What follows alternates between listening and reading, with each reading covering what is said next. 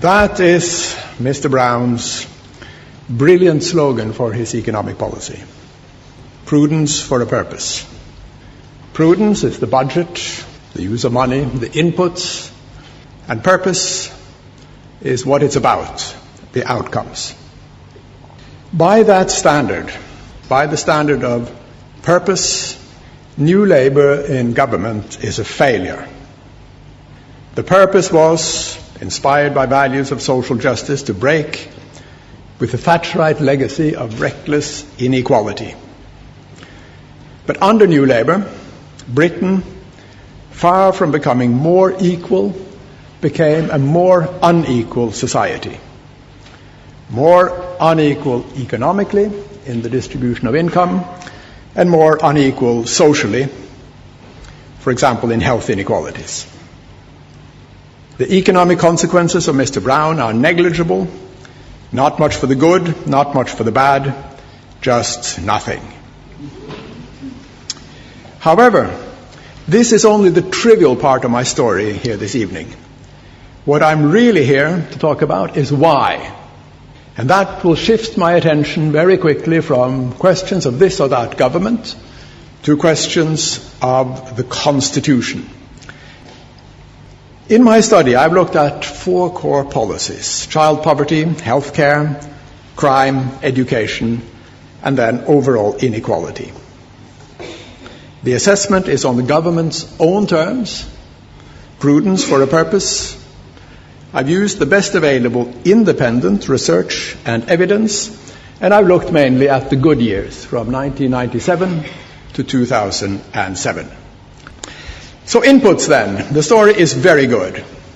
Mr. Brown, as Chancellor, was a master of the budget. More money was put into priority policy areas. More public investment. Public investments went up. And new policy instruments were put to use. But then again, nothing or next to nothing follows through to results in outcomes. Let me say a few things about child poverty, Mr. Brown's flagship policy. This is a picture of what happened. That is the percentage of children living in households in poverty. Now, what that picture basically shows is nothing. I mean, basically nothing. It remains that about a third of children in Britain live in poverty. Now, there are some small movements up and down on that chart, but basically this picture shows nothing.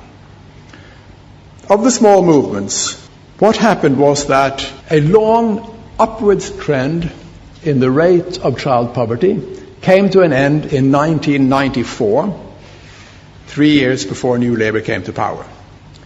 Then the rate started to edge downwards, and that's when New Labour came in.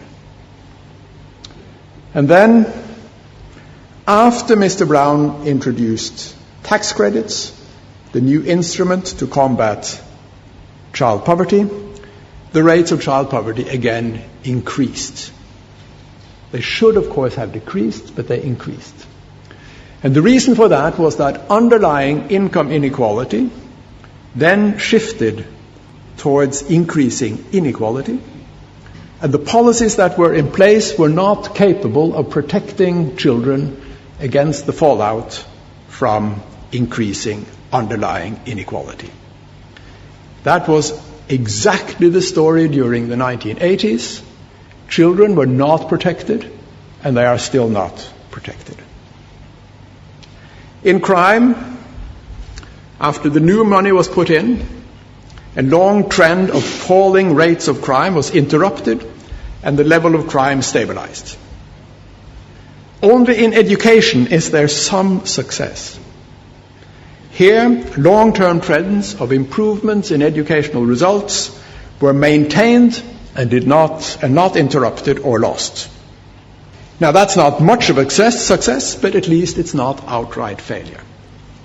It was at poor value for money. Here also productivity declined. And again, inequalities persisted.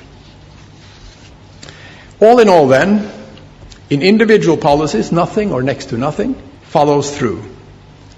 And in the overall purpose of breaking the back of inequality and introducing a melody of social justice, nothing, absolutely nothing. So the question then is why?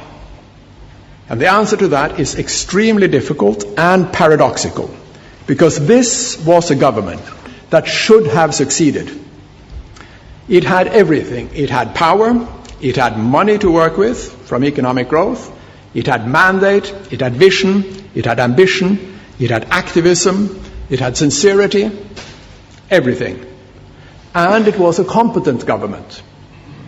There is here a real tragedy in the Greek meaning. The gods gave the ladies and gentlemen of the new Labour government everything they could want and dream of and ask for.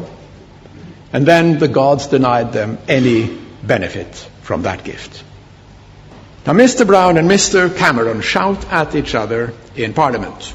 One saying, "We have succeeded," and the other saying, "You are incompetent." They are both wrong. The story of New Labour is not a story of a government that failed because of incompetence. It is an intriguing story of a government that failed in spite of competence.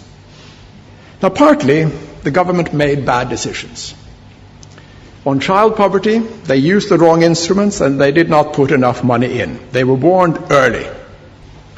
In the NHS, much too much money was put in much too quickly and with much too much political spin. On health and crime, preventive policies were neglected and everything was invested in reactive and controlling measures. So there were policy mistakes, and there is much to learn from them. But even that is not much of an explanation, because we have to ask, why did a competent government mess it up for itself with bad decisions? And the deeper explanation then lies in the system of governance and in the Constitution. Now, in looking into government policies in detail, as I have done here, it quickly becomes visible how extremely centralized the British system of government now is. Everything is decided in and run from Downing Street. The rest of the country, and that includes Parliament, is on the receiving end, more under command than in partnership. Now, the absence of mobilizing policies in this review is legion. The population was not mobilized politically to rid the nation of the shame of child poverty and to repay its debt to its children. The professions in healthcare and schools were not rallied and encouraged. Neighborhoods were not mobilized against the scourge of antisocial behavior. People were not mobilized to take care of their health. The government commanded, and everyone else was controlled. New Labour, for all its showmanship and spin, neglected the art of leadership, in particular inside the vast apparatus of government. During the last 30 years or so, the British Constitution has been drastically reshaped. Mr. Blair and Mr. Brown inherited Mrs. Thatcher's centralization.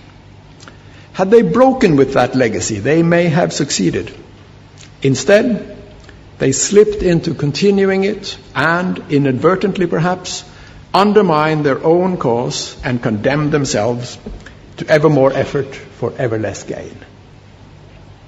If New Labour, with all the gods gave them in 1997, could not rule, then no government in this country can. Let me therefore conclude this evening by offering you Professor Ringen's agenda for constitutional reform.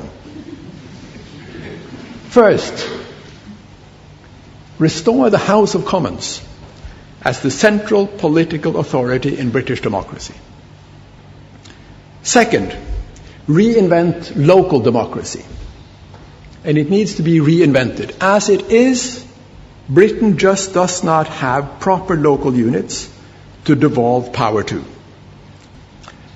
And third, straighten out political funding and the way we pay for politics.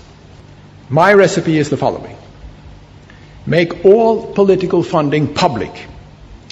Ban all donations from individuals, businesses, and unions. and distribute public money as vouchers to voters for them to give to their party of choice or to throw away. Ladies and gentlemen, last week in Washington, President Obama reminded Congress of their duty to get done what we were sent here to do. Here in Britain today, the Constitution is now such that no government can get done what it is sent here to do.